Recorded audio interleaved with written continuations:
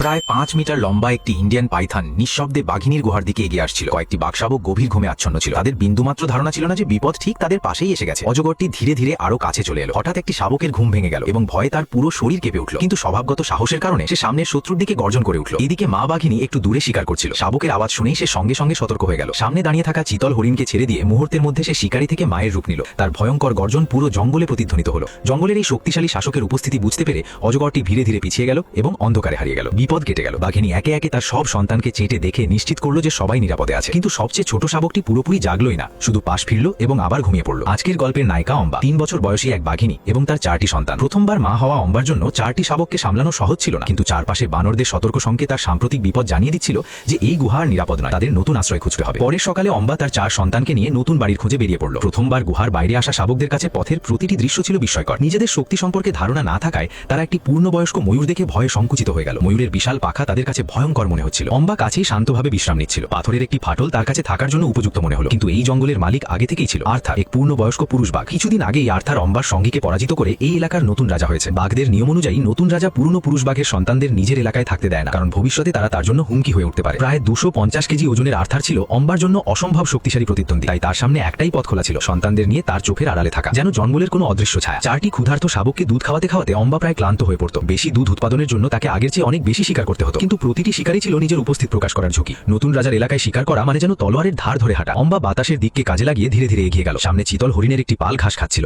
কিন্তু তারা একা ছিল না। আশেপাশে আরো অনেক ছোট প্রাণী সতর্ক দৃষ্টি নিয়ে দাঁড়িয়েছিল। অম্বা এখনো খুব কাছে পৌঁছায়নি, কিন্তু অনেক চোখই ইতিমধ্যে তাকে দেখে ফেলেছিল। ঘাস সামান্য নড়ে উঠল, সব প্রাণী পালানোর জন্য প্রস্তুত হয়ে গেল। কিন্তু গুহায় অপেক্ষা করা ক্ষুধার্ত শাবকদের কথা মনে করে অম্বা হাল ছাড়ল না। হঠাৎ সে ঝাঁপিয়ে পড়ল। তার শক্তিশালী আক্রমণে চারিদিকে ঘাস ছিটকে গেল। কিন্তু এত সতর্ক শিকারের মাঝে এই আক্রমণ কিছুটা তাড়াহুড়ো হয়ে গিয়েছিল। চিতলগুলো চারিদিকে ছুটে পালিয়ে গেল এবং আক্রমণ ব্যর্থ হলো। ঠিক যখন অম্বা হাল ছেড়ে দিতে যাচ্ছিল, তখন ঘাসের মধ্যে সামান্য নড়াচড়া দেখতে পেল। একটি একাকী চিতল, সেটি সামলে ওঠার সুযোগই পেল না। কয়েক মুহূর্তের মধ্যেই সব শেষ হয়ে গেল। এই শিকার অম্বা এবং তার 4 সন্তানের জন্য কয়েকদিনের খাবার নিশ্চিত করলো। নতুন রাজার নজরদারির মধ্যে এটাই ছিল তার প্রথম বড় সাফল্য। অম্বা শান্তভাবে শিকার খেতে শুরু করলো। শাবকগুলো আনন্দে এদিক ওদিক খেলতে লাগলো। কেউ মাংস পরীক্ষা করছিল, কেউ আবার শিং নিয়ে খেলতে খেলতে নিজের দাঁত ধারালো করার চেষ্টা করছিল। অম্বা একপাশে শুয়েছিল। বেশি খাওয়ার কারণে তার শরীর ভারী লাগছিল এবং সে মাঝে মাঝে ঢেকুর তুলছিল। 4টি সন্তান তার চারিদিকে খেলছিল। পরিবারের জন্য এটি ছিল এক বিরল শান্তির মুহূর্ত। কিন্তু শিকারের গন্ধ অনেক দূর পর্যন্ত ছড়িয়ে পড়েছিল এবং তা আর্থারের দৃষ্টি আকর্ষণ করলো।